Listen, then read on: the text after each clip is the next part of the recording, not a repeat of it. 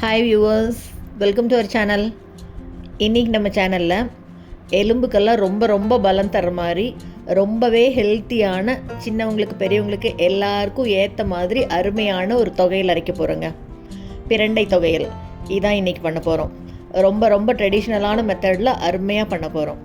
சூப்பரான இந்த ரெசிபி எப்படி பண்ணுறதுன்னு பார்க்குறதுக்கு முன்னால் இப்போ தான் நம்ம சேனலை ஃபஸ்ட் டைம் பார்க்குறீங்கன்னா கண்டிப்பாக சப்ஸ்கிரைப் பண்ணிவிட்டு பாருங்கள். கூடவே பக்கத்தில் இருக்கிற பெல் ஐக்கானில் ஆளுங்கிறத தட்டி விடுங்க. ஸோ நான் போடுற வீடியோ எல்லாமே உடனுக்குடனே நோட்டிஃபிகேஷனாக வந்துடும். வாங்க எப்படி பண்ணுறதுன்னு பார்க்கலாம். இதுக்கு முதல்ல ஒரு கட் அளவு பிரண்டை எடுத்திருக்கேன். பாருங்கள், நல்ல இலசாக இந்த மாதிரி இருக்கிறதா இலையோடு சேர்த்து எடுத்திருக்கேன். இந்த பிரண்டை எங்கே கிடச்சிதுனாலும் விட்டுறாதீங்க. கண்டிப்பாக கொண்டு வந்து வீட்டில் செஞ்சு பாருங்கள். ரொம்ப ரொம்ப நல்லது உடம்புக்கு. இந்த பிரண்டையை உடைச்சி தோல் சீவுறதுக்கு முன்னால் கையில் நல்லா தேங்காய் எண்ணெயோ இல்லை நல்லெண்ணெயோ தொடச்சிட்டு யூஸ் பண்ணுங்கள். சில சமயம் கை அப்படியே எரிச்சலாயிரும். நல்லா அப்படியே இலசாக இருக்குது, உடைச்சா அப்படியே டக்குன்னு உடையுது பாருங்கள். இந்த அளவுக்கு நல்லா இலசான பிரண்டை எடுத்துகிட்டு இப்போ இது இந்த மாதிரி உடைச்சிட்டு இலையெல்லாம் தனியாக முதல் கிள்ளி எடுத்துகிட்டு 4 பக்கம் அந்த கணு மாதிரி இருக்கும் பாருங்கள், அதையெல்லாம் சீவி எடுத்துடணும். பாருங்கள், இந்த மாதிரி 4 சைட்லேயும் இருக்கிற ஃபுல்லாக அந்த கணுவெல்லாம் சீவி எடுத்துட்டு இந்த மாதிரி க்ளீன் பண்ணி எடுத்து வச்சுருக்கேன். இலையோடு சேர்த்தியே தான் இன்றைக்கி இந்த தொகையில் அரைக்க போகிறோம். ரொம்ப நல்லா இருக்குங்க, டேஸ்ட் அருமையாக இருக்கும். இப்போ ஒரு வாணலியில் எண்ணெய் சேர்த்துக்கலாம். நல்லெண்ணெய் 1 டேபிள் ஸ்பூன் சேர்த்துட்டு எண்ணெய் நல்லா சூடானோன்னு இப்போ இந்த பிரண்டையெல்லாம் முதல் போட்டு வதக்கி எடுத்துக்கலாம். இலையோடு சேர்த்து போட்டு நல்லா வதக்கி எடுத்துக்கலாம். நல்லெண்ணெயில் வதக்கலாம், அப்போ தான் அந்த காரலெல்லாம் இருக்காது, நல்லா இருக்கும்.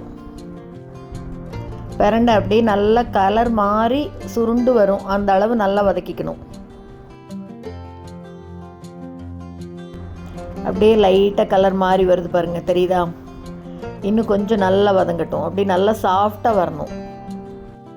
மூட்டு வலிக்கெல்லாம் இந்த பிரண்டை தொகையில் ரொம்ப ரொம்ப நல்லதுங்க. எலும்புக்கு அவ்வளோ பலம். நல்லா வதங்கிருச்சு, போதும். இந்த அளவு வதங்கினோன்னு இப்போ இது எல்லாத்தையும் ஒரு பிளேட்டில் எடுத்து வைக்கலாம், இருக்கட்டும்.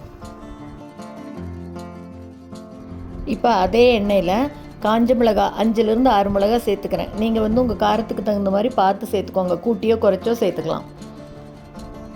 எண்ணெய் நல்லா சூடாக தான் இருக்குது, அதனால் ஒரே நிமிஷத்தில் இந்த மிளகாய் வறுபட்டுரும்.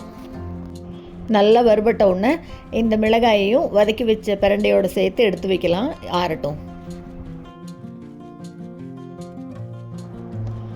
இப்போ அதே எண்ணெயில் ஒரு 5லேருந்து 6 சின்ன வெங்காயத்தை மட்டும் சேர்த்து வதக்கிக்கலாம்.